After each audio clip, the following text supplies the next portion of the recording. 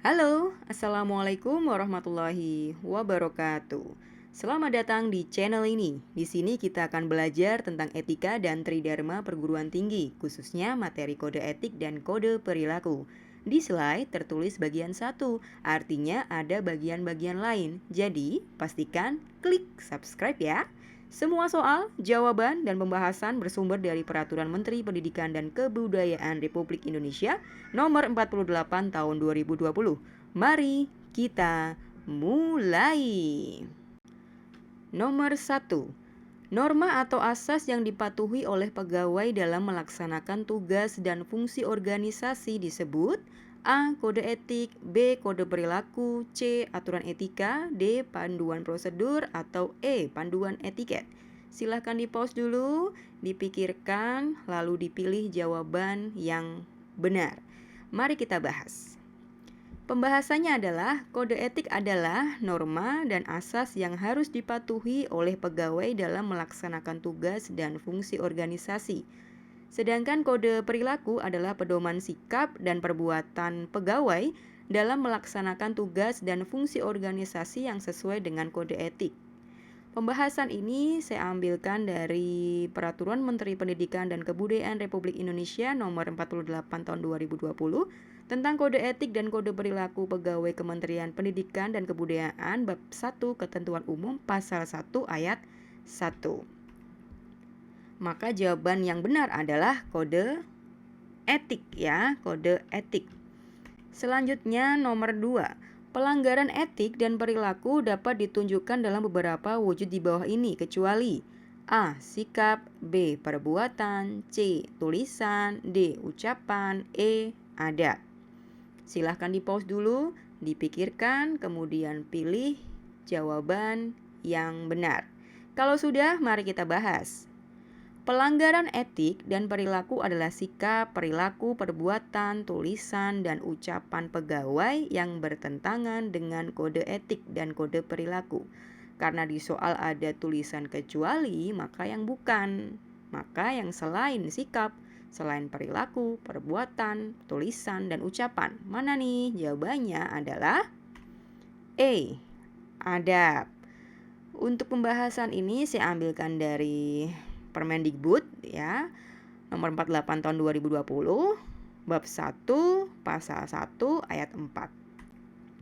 Nomor 3.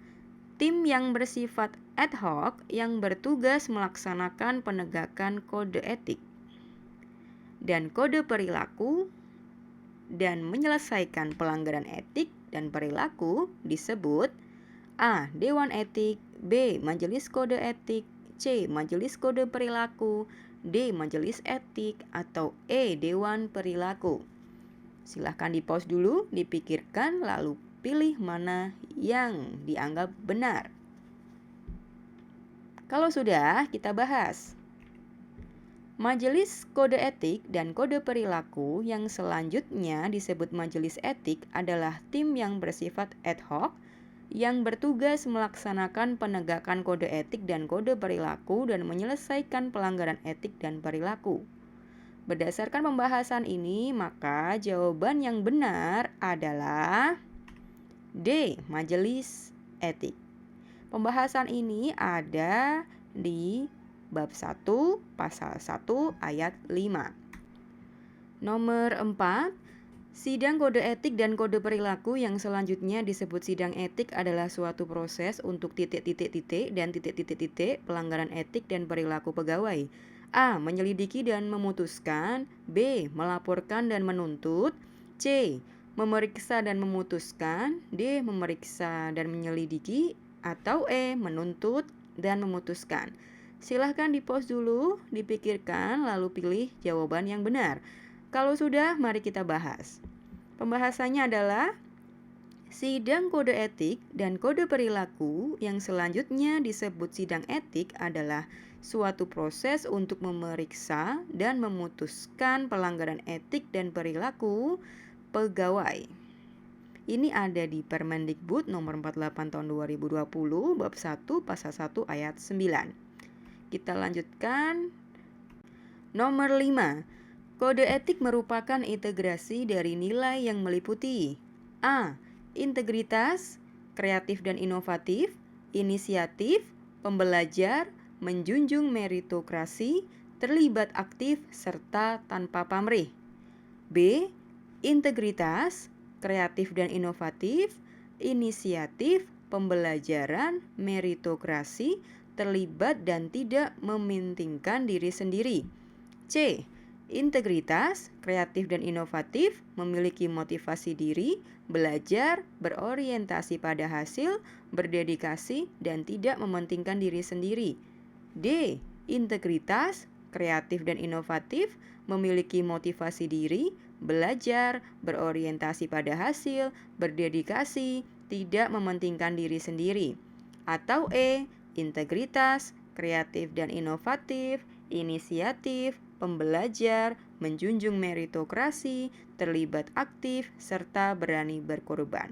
Silahkan di-pause dulu, pikirkan, kemudian pilih jawaban yang benar. Kalau sudah, mari kita bahas. Bahwa kode etik merupakan integrasi dari nilai yang meliputi integritas, kreatif dan inovatif, inisiatif, pembelajar, menjunjung meritokrasi, terlibat aktif, serta tanpa pamrih. Pembahasan ini ada di Peraturan Mendikbud nomor 48 tahun 2020, bab 1, pasal 3A sampai G. Maka jawabannya adalah yang A. Nomor 6. Keselarasan antara pikiran, perkataan, dan perbuatan serta bertindak dengan baik dan benar yang menunjukkan kewibawaan disebut A. Integritas, B. Kreatif dan inovatif, C. Inisiatif, D. Pembelajar atau menjunjung meritokrasi. Di-pause dulu, dipikirkan, lalu pilih jawaban yang benar. Kalau sudah, mari kita bahas. Pembahasannya, integritas merupakan keselarasan antara pikiran, perkataan, dan perbuatan serta bertindak dengan baik dan benar yang menunjukkan kewibawaan. Pembahasan ini ada di Permendikbud nomor 48 tahun 2020, bab 1 pasal 3A. Untuk lebih lengkapnya ada di sini ya. Jadi yang tadi jawabannya yang A, untuk lengkapnya ada di slide selanjutnya. Ini adalah pembahasan lanjutan dari slide sebelumnya. Kode etik merupakan integrasi nilai yang meliputi A. Integritas, B. Kreatif dan inovatif, C. Inisiatif, D. Pembelajar, E. Menjunjung meritokrasi, F. Terlibat aktif, dan G. Tanpa pamrih. Untuk masing-masing definisi akan saya bacakan. Yang A. Integritas merupakan keselarasan antara pikiran, perkataan, dan perbuatan serta bertindak dengan baik dan benar yang menunjukkan kewibawaan. B. Kreatif dan inovatif merupakan kemampuan daya cipta dan atau menciptakan hal baru yang berbeda dari yang sudah ada atau dikenal sebelumnya, dalam kurung gagasan, metode, atau alat. C. Inisiatif merupakan kemampuan untuk bertindak melebihi yang dibutuhkan atau dituntut dalam pekerjaan. D. Pembelajar merupakan kemampuan untuk selalu berusaha mengembangkan kompetensi dan profesionalisme. E. Menjunjung meritokrasi merupakan kemampuan untuk menjunjung tinggi keadilan dalam pemberian penghargaan bagi pegawai yang kompeten. F. Terlibat aktif merupakan kemampuan untuk senantiasa berpartisipasi dalam setiap kegiatan. Dan G. Tanpa pamrih merupakan kemampuan untuk bekerja dengan tulus, ikhlas, dan penuh dedikasi. Pembahasan kesemua ini saya ambilkan dari Permendikbud nomor 48 tahun 2020 bab 1 pasal 3A sampai G. Sekian, terima kasih. Semoga bermanfaat bagi yang sedang mempersiapkan ujian atau tes. Semoga lulus. Amin. Wassalamualaikum warahmatullahi wabarakatuh.